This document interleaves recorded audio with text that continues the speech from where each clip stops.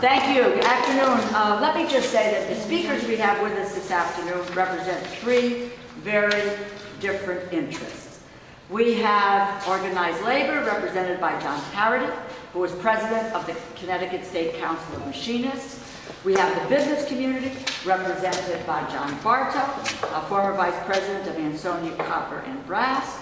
We have the environmental movement, which is represented by Marty Mager, political and legislative co-chair of the Connecticut Sierra Club.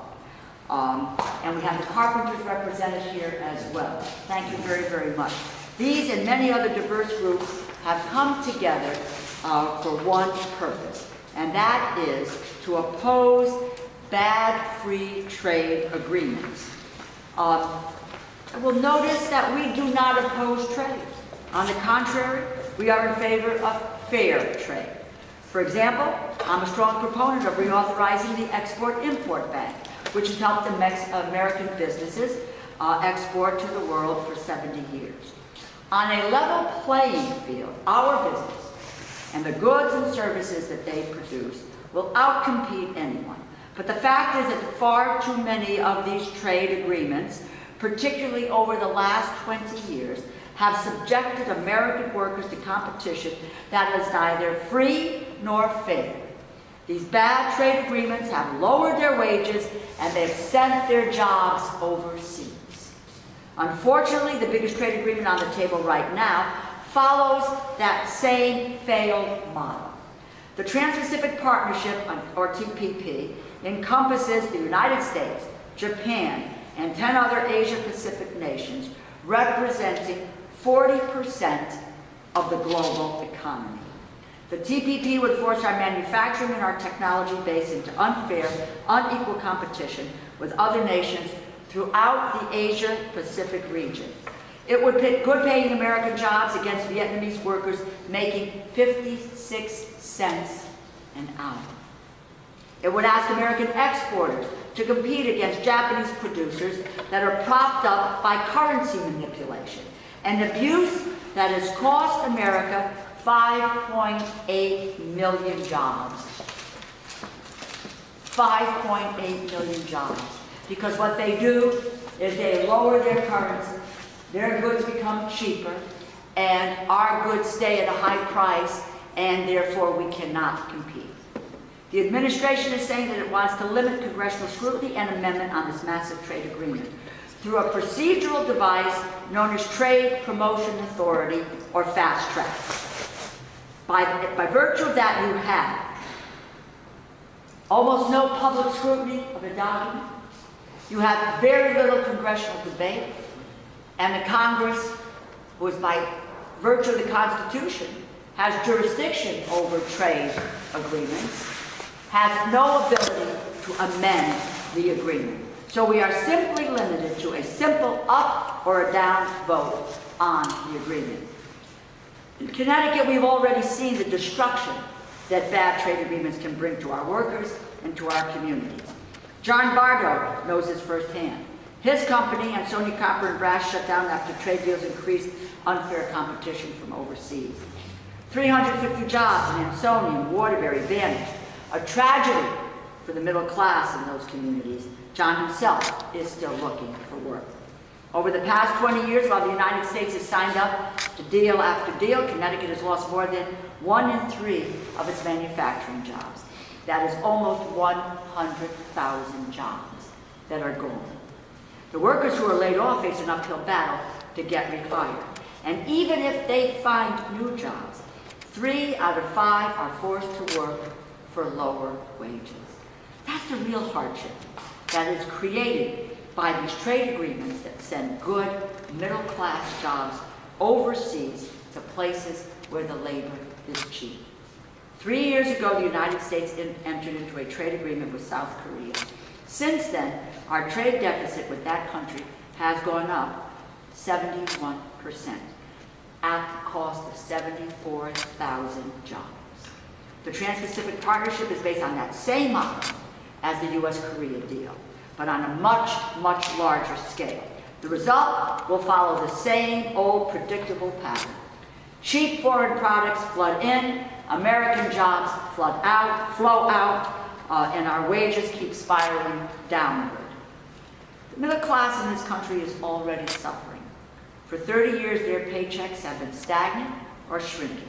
Many families do not earn enough to make ends meet. They need good-paying jobs, not another job-killing trade agreement. The ill effects do not stop with low wages and lost jobs. We already know that most of the TPP's 29 chapters are not about trade at all. They're not about trade and tariffs. Instead, they roll back laws in a way that plays into the hands of major corporations. For example, TPP could weaken our environmental protections. It could open our doors to unsafe food. It could raise the cost of medicines, and it could make it harder to defend our economies against financial risk. With all of these drawbacks, it is reasonable to wonder, who benefits? Who benefits? You take a look at who was in on the negotiations. From the start, the deal has been negotiated behind closed doors. There's room at the table for a long list of multinational corporations. Walmart, Verizon, Halliburton, Dow, General Electric, Caterpillar, Hershey, Boeing, Advamet, DuPont, Intel, Lockheed Martin, and many others. But there is no room for American workers who will be forced to pay the price for this trade agreement. There is no room for members of Congress who have been frozen out of the process. And now, under fast track, the administration is asking Congress to simply rubber stamp the Trans-Pacific Partnership. We're not going to rubber stamp anything. We're going to fight this agreement. We have people on our side, real people, people who are going to tell their stories about the harm that they have suffered at the hands of a bad trade deal. That is why we're going to win this fight, because of the people who are here today, because of the millions around the country who are waking up to the terrible impact that the TPP could have. They are standing up and they are saying, enough, no more low wages, no more job losses. The middle class simply cannot afford another bad trade deal. Together, we are showing Congress and the administration where the power is. It's not with corporations and high-priced lobbyists. It is with the people of this state and this country. It is now my pleasure to introduce to you John Barta. John is a Connecticut businessman whose company, Ansonia Copper Brass, was forced out of business by foreign trade. So he knows better than most the devastating impact that trade deals can have. John? Thank you, Rosa. Well, thank you all for being here, and thank you, Rosa, for having me, and my other colleagues up here. I might add, John came to Washington for the State of the Union address and listened to this, and then talked with the press, talked with everyone about what happens with these foreign trade. It was an unbelievable experience. Let's take a second to talk about that. I really learned something about Rosa that I always suspicioned, but I got there first thing in the morning and she was at work and she was traveling from one issue to another issue, and we went to the speech, which was surreal to be in the room with all the people.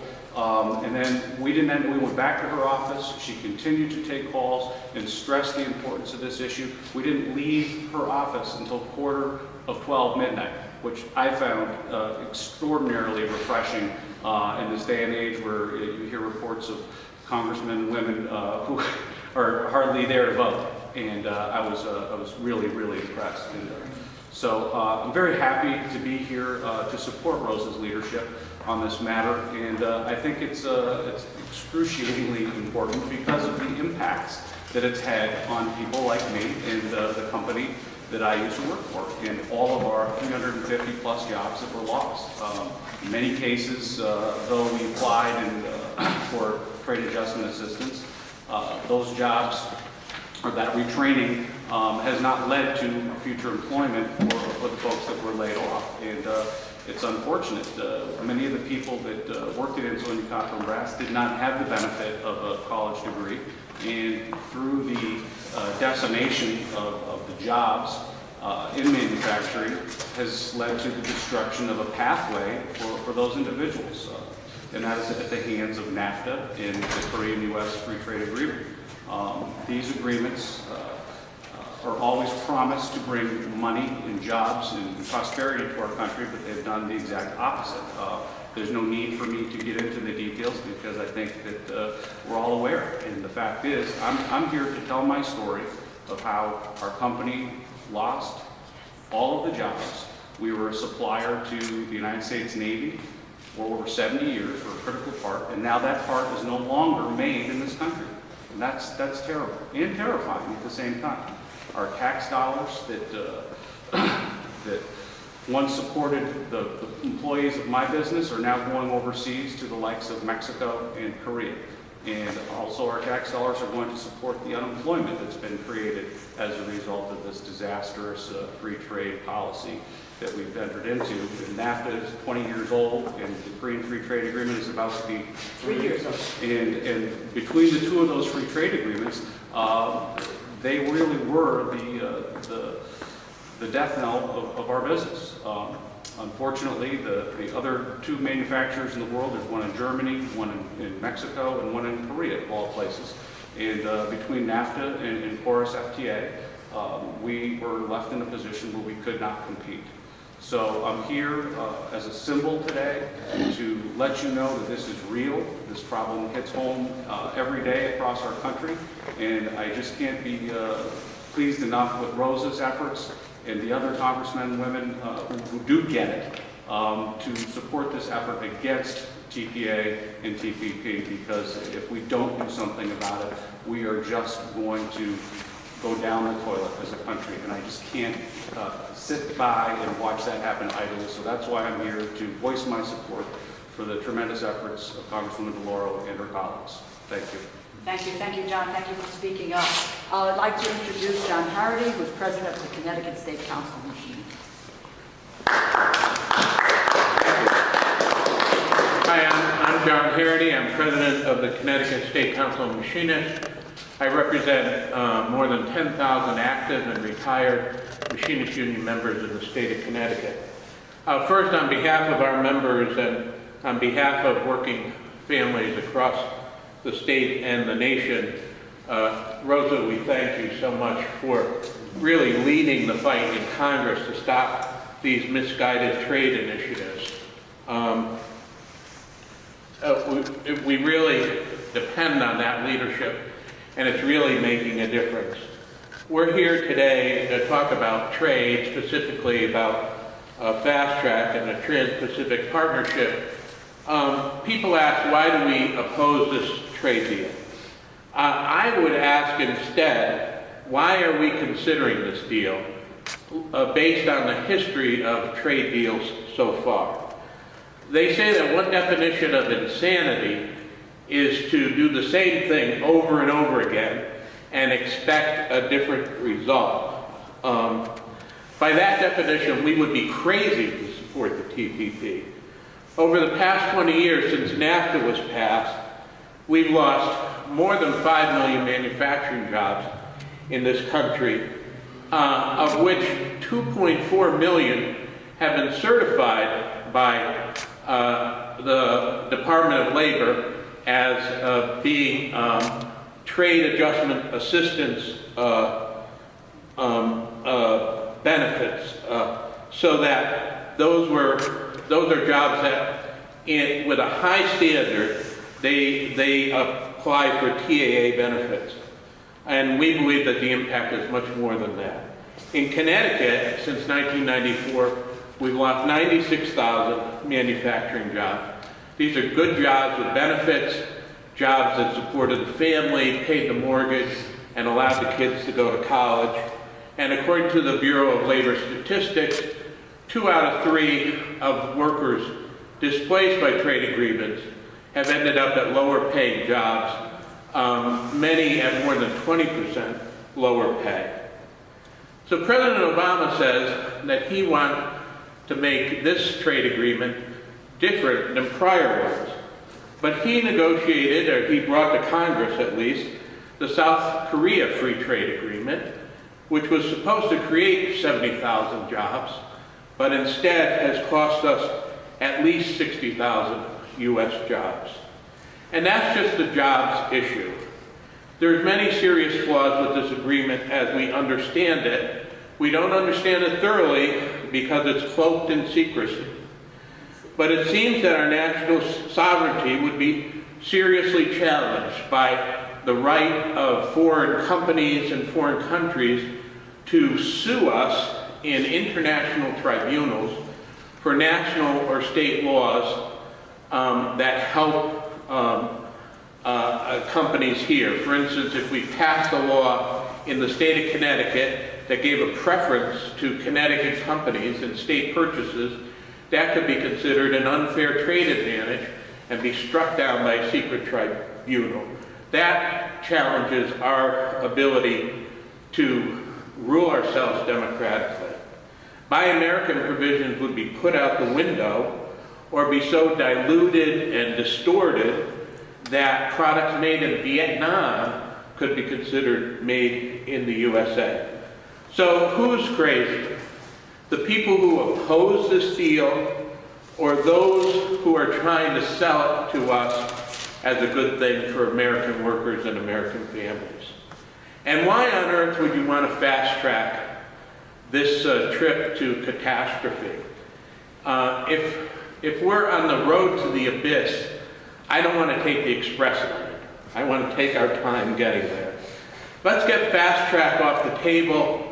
Let's put TPP in the scrap heap of bad history and begin again with labor and environmentalists and elected officials at the table, and with the aim of improving the lives of all working Americans and not just the owners of multinational corporations. Thank you. Thank you very much. Marty Nader, political legislative co-chair of the Connecticut Sierra Club. So I'm here speaking today representing the Sierra Club, our 8,000 members in Connecticut, and our 2 million members and supporters across the country. First of all, a huge thank you to Congresswoman DeLauro for bringing all of us here today and for her national leadership in opposing fast track and the Trans-Pacific Partnership trade deal. I could not be prouder than to have her as my representative in Congress. Lucky me. I would also like to thank Mayor Scott Jackson for raising the venue for us for today's event. The mayor told me he wanted to be here with us, but asked me to tell you that he had a scheduling conflict which prevented him being here this afternoon. But he is with us in spirit. Fast Track surrenders Congress's obligation to ensure that trade pacts protect the public interest. Passage of a fast track bill would mean that a trade pact negotiated in secret without any public access or involvement would go to Congress for an up or down vote without an amendment and limited debate. Fast tracking the TPP would be a grave mistake, as you've already heard. Based on leaked chapters and based on the history of similar free trade agreements like NAFTA, we know that TPP will affect our lives in many ways here in Connecticut and across the country, shipping our jobs overseas, decreasing wages, bringing unsafe food to our dinner tables, selling out our clean air and water protections for the sake, essentially, of corporate profits. We know that the crew of about 600 advisors to the U.S. Trade Representative, almost exclusively representatives of multinational corporations, do not include any of us, and that is simply not acceptable. We need to declare fast track dead. Instead, we need to create a new way of doing international trade that protects our economy and environment and preserves congressional oversight over trade deals. We must ensure these deals deliver broad benefits to our partners, as well as protecting American jobs, embracing accountability, embracing enforcement, requiring higher environmental standards without compromise, insisting on high standards for food safety, high standards for health, fully and unconditionally protecting the public interest, the interest of all of us, not just a few. Perhaps most important, A trade pact must not include any form of investor-state dispute resolution, ISDS, which gives corporations the right to sue governments in secret tribunals simply because a new law or policy has cut into their bottom line. Corporations must understand that they must conduct their profit-making with a strong regard to protecting the public interest. To go forward, we must make sure that these trade deals don't undo progress we've made on climate action, on clean energy, on wildlife protection, on wilderness protection, and all of that is now in danger. There's a lot at stake here, and that's why the Sierra Club and other public interest organizations understand the importance of getting trade right, and why we stand here united with our labor friends, our commercial interest friends, and other colleagues to make sure this works out in our interest. We've organized and participated in rallies, inspired many constituent contacts with members of Congress, had meetings with our representatives. Working to ensure that trade is done right has become a #1 priority for the Sierra Club. And that means that we unconditionally oppose fast track. It's critically important for our delegation to Congress to get this right, and Representative DeLauro is as right could be on this. We call on Congressman Hines, who has not yet done so, to commit to oppose fast track so that proposed tracks like the Trans-Pacific Partnership will bask in the sunlight and receive the public and congressional debate and scrutiny they deserve. We advise it is the duty of our delegation to Congress to protect their constituents and reject any legislation like fast track which does not put their interest first and foremost. Finally, we understand the difficulties the President faces in crafting a deal with a dozen nations, but we know from previous trade pacts like NAFTA that the damage that these pacts can create. So we need to learn from the past and get it right this time. Thank you. Before I introduce Jim, I just want to mention to you that with regard to environmental protection, I think it's interesting to note there were a number of, I know, my colleagues who signed who agreed to the Peru free trade agreement. And in that agreement, it was said that there were new milestones with regard to the environment and with labor interests.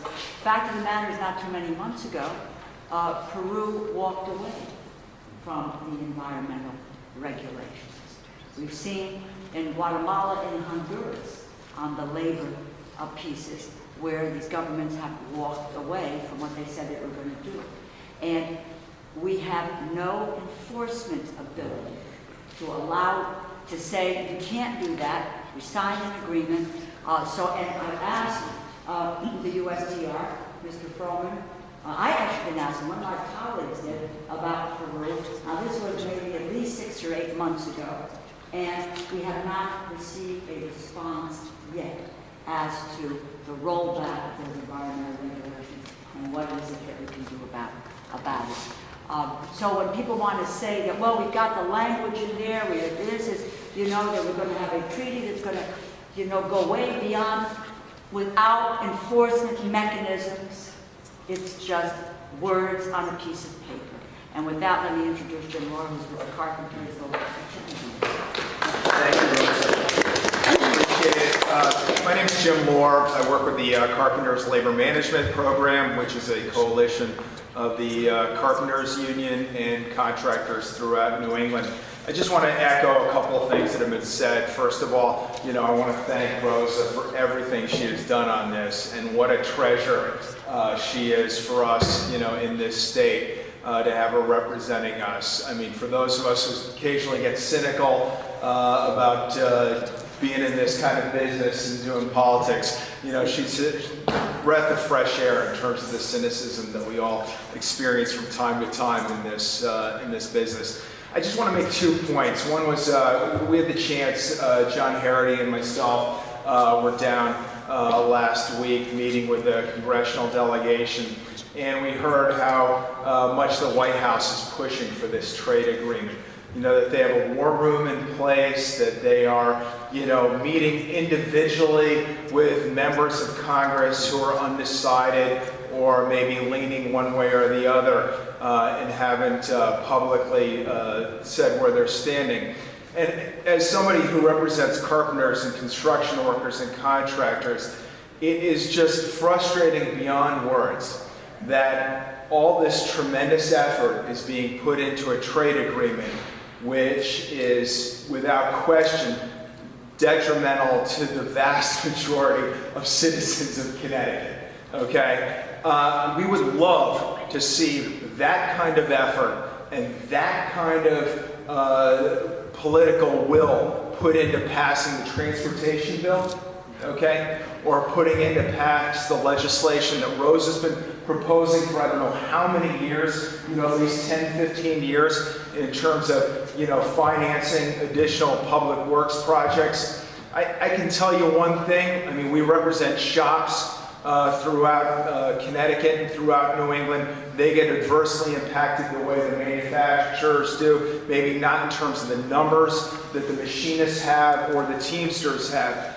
But I can tell you, every time Rosa does a press conference at a bridge, every time there is a construction project that Congressman Himes, Senator Murphy, Congressman Larson go and do a press conference at, I can tell you almost to the T how many carpenters from this area are going to get a chance to work on that job. So there may be disputes over how many jobs have been lost and how many jobs will be gained, that there's some winners and losers, in the trade bill. Yeah, there's probably some winners, but I bet you most of the winners are down in Greenwich or down in Darien and work for a hedge fund. And I bet you most of the losers are people who live in Bridgeport and Stratford and in the Valley and all the places where middle-class workers and families live and reside and are struggling to get by. So I would just say that real quickly, and then I just echo Rose's comments too in terms of enforcement. You can put anything on paper. We put stuff on paper all the time, even in this country. And we are blessed, in a blue state like Connecticut, to have the labor enforcement, the safety enforcement, all those other things that we have, the protections. But it's difficult even here to make sure that the standards are being adhered to at all times on every project, on every... Can you imagine how difficult it is to enforce these laws, these rules in a place like Vietnam or other countries? So anyway, I just wanted to reinforce what everybody said, and we really, really appreciate everything that Rose has been doing, and it has been a blessing for me to get a chance to work with John Harity, with Marty, with John Bartow on this stuff. Folks who were out on a single-degree digit weather, a couple weeks ago in Bridgeport on a Saturday in front of Congressman Himes' office. And we will continue to fight until the vote's ultimately taken on this, and we really, really appreciate all the work. Thank you.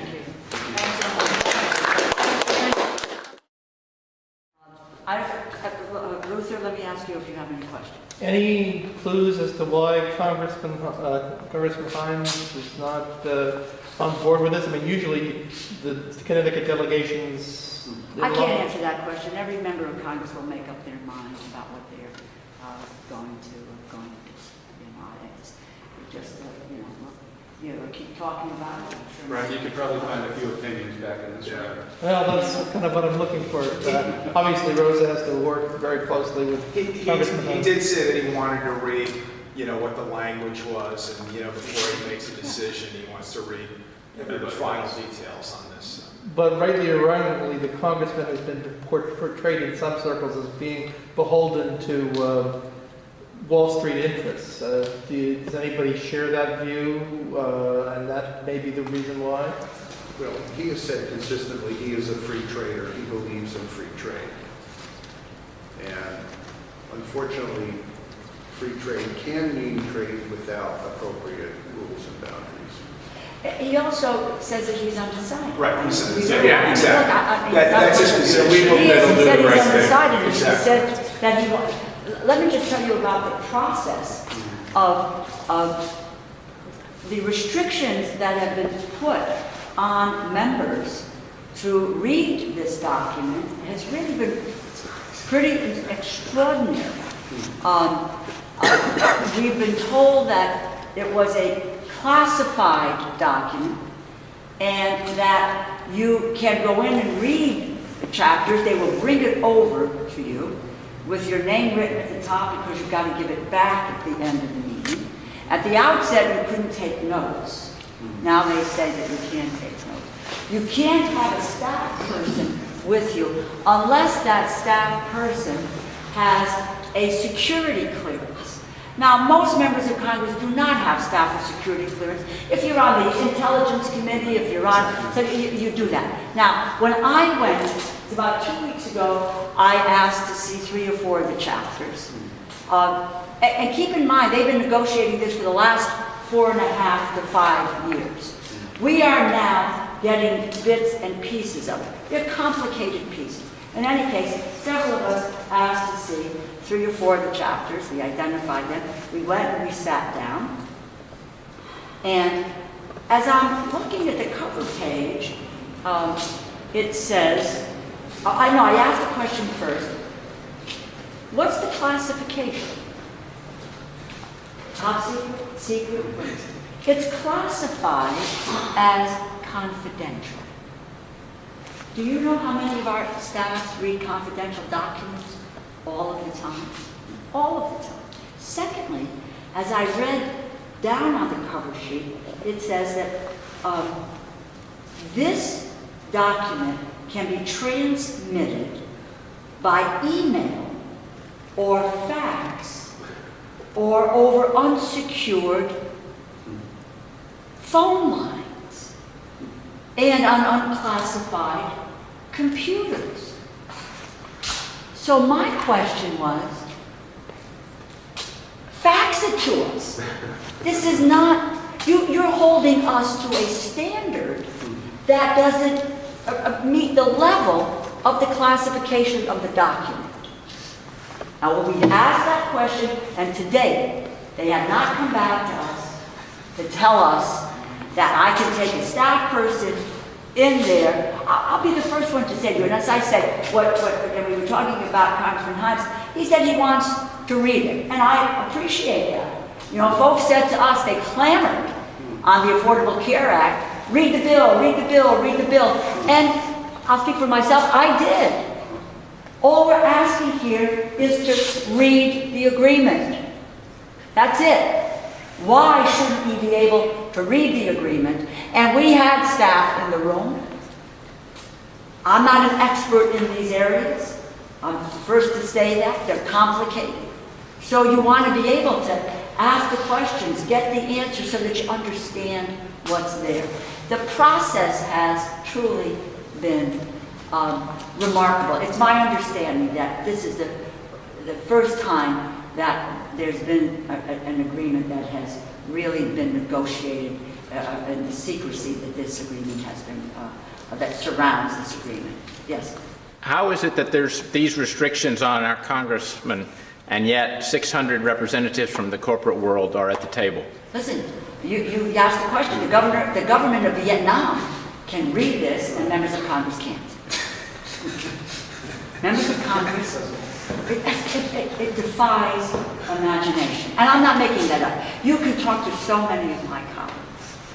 And that's why there is this sense of enough. We have the constitutional authority. There's something inherently suspicious about not being able to see something. Why don't you want to tell us? Why is it a secret? Why is it such a secret? And so, but the pieces that are dribbling out, you know, tell us about the unraveling of financial regulations, about environmental regulations, the unregulated flow of food. I didn't even talk about food safety. You don't even want to know what we are. I won't talk to you. I will never eat shrimp again. Right. Shrimp that comes from Malaysia or from Vietnam. Be advised, be wary of what dribbling out, we say leave. Yeah, So, as again, people will make up their own minds on this, and with all the information in front of them, and we're now demanding information. So, Marty, you said that there are some environmental issues that you have with this proposed agreement. Can you be a little bit more specific on whether these are environmental issues that would affect the state of Connecticut or whether it's the world environment in general? I would say in terms of the environment, it's not just Connecticut. It's more broadly. Economic issues can be localized very easily. We know of the danger to jobs in Connecticut because of this. The environment is far more ubiquitous. The environment doesn't really recognize political boundaries. So we're worried about protections really in foreign countries where we want to be able to apply the environmental standards we've developed in the United States and say, if we're going to do a trade pact, we want to know that other countries are going to honor the standards that we have developed for ourselves. We're particularly concerned, as I said, about the investor state clause. We know there have been hundreds of lawsuits against sovereign governments by corporations who have been told they have to clean up a mess, and they say they don't want to. It would impact their profits. And so these trade agreements empower corporations to sue a government for interfering with their right to make profits. And in many ways, this impacts the environment over environmental hazards from corporate operations like refineries. I know there's an issue with Canada about importation of fracked gas, and I believe there have been about 600 lawsuits.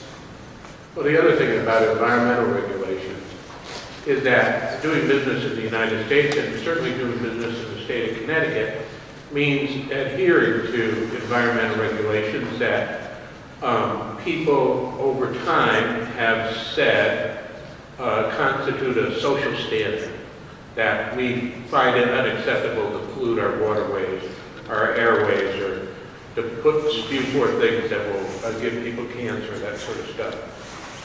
And so businesses absorb that as the cost of doing business.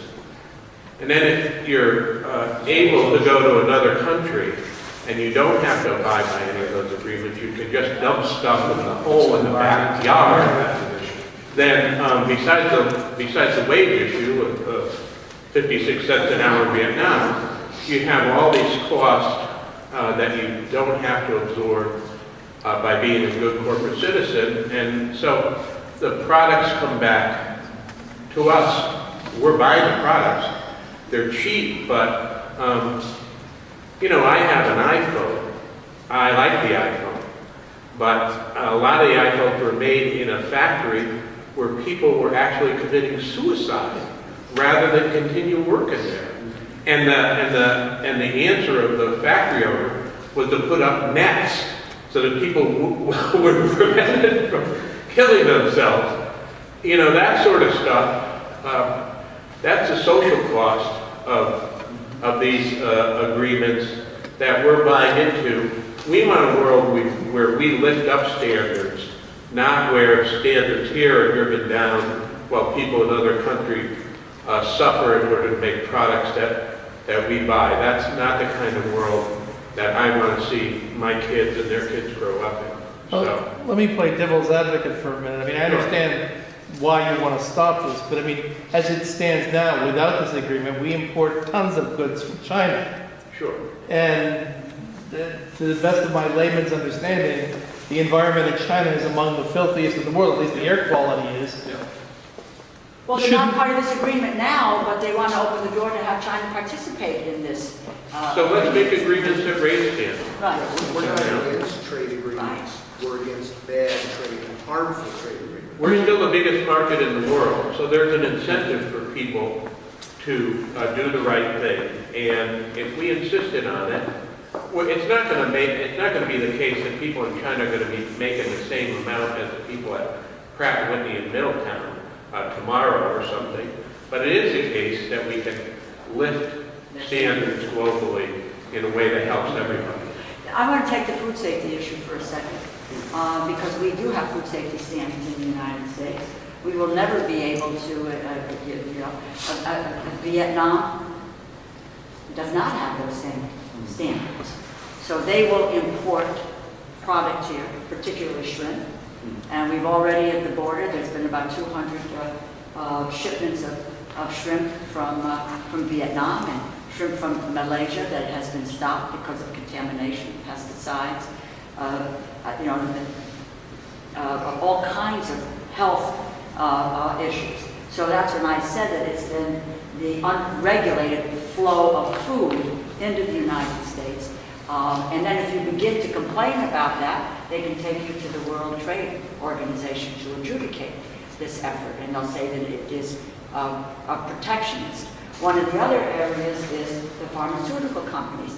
Today there is a 12-year exclusivity on patents.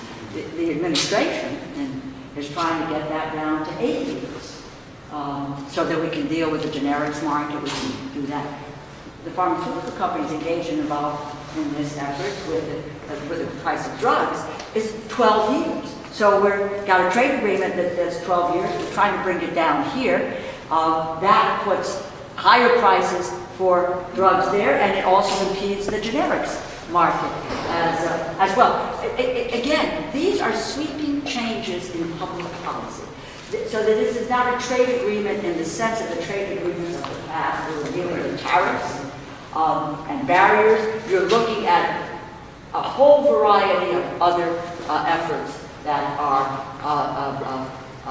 really swept away in terms of public policy in the United States. So. And also, too, on the environmental side of it, too. I don't know if you saw the piece that 60 Minutes did a couple weeks ago on lumber liquidators, whose stock price fell significantly because they were importing, their flooring from a Chinese, and it's the levels, the carcinogenic levels were way, I can let this piece speak for itself, but it was pretty eye-opening, and that's the kind of stuff. So Americans are exposed to that, who go down there and, refinish their basement or whatever, exposed to this, the high levels of the carcinogens. And notice what's been happening here. It's the labor representatives have been talking a lot about the environmental problems we're having with the trade pacts, and that tells you something. Thank you. Thank you all very much. Thank you.